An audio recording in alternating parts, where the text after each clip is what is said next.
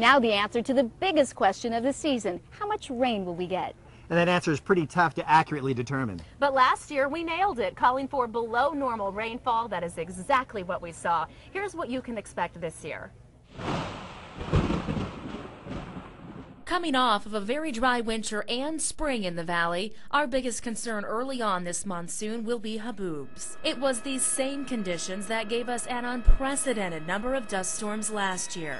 But something may be working in our favor this year, the transition out of La Nina. Typically, La Nina brings warmer and drier conditions to the desert Southwest. Last year, we had a very dry La Nina winter and summer, with severe drought across most of Arizona. But now, sea surface temperatures along the equator are warming up. La Nina is disappearing, and we are now in neutral conditions, headed possibly even toward a weak El Nino by the end of the summer. And that is good news for our rainfall forecast. Now, while we don't expect a lot of rain this year, it's not looking as dismal and dusty as last year. In fact, rainfall should be anywhere from 2.5 to 3 inches, near normal this monsoon season.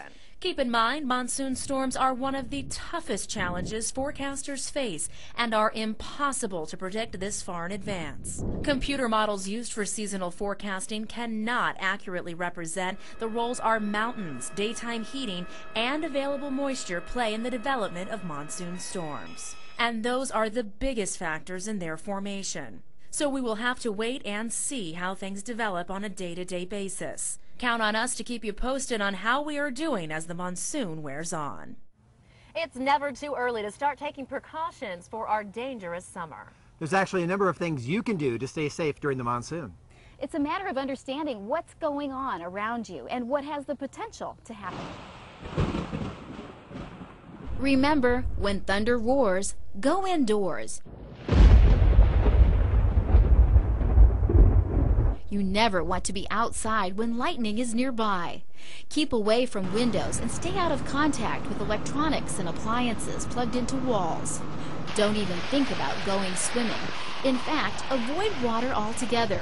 It serves as a good conductor for electricity. While lightning may not strike you directly, it may still have a strong enough charge to injure you, even if you're not anywhere near the strike. Many people who are struck by lightning and survive say they saw blue skies, indicating they were not directly beneath the storm and still got hit. People who have been struck by lightning will have entry and exit wounds on their body from where the lightning enters and escapes. One rule to go by to stay safe is the 30-30 rule.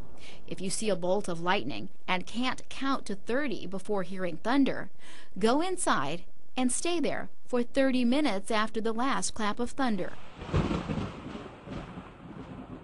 Remember, when it rains, it's never a good idea to be anywhere near a flooded street, wash, or canal. You don't know how strong the waters are flowing or how deep they are. People are washed away every summer while they try to cross a stream on foot or in their vehicles. So watch out for flooding in highways, dips, bridges, and low-lying areas. Nearly half of all flash flooding deaths are related to fast rising waters. And remember our stupid motorist law? It can cost you, big time. Know that there's a difference between a flash flood watch and a flash flood warning. A watch means flooding is possible, so be on alert. A warning means flooding is already happening or is imminent. So just use common sense and find another way around the water. And if you're camping, don't park along streams or washes. Potentially one of our biggest problems again this year, dust storms. If you're ever caught driving in one, pull over to the right as far as you can, take your foot off the brake, turn off your engine and your lights. In situations like this, people have the tendency to follow the person in front of them, but that can cause accidents when visibility is low. Just wait for the storm to pass and then head back out on the road.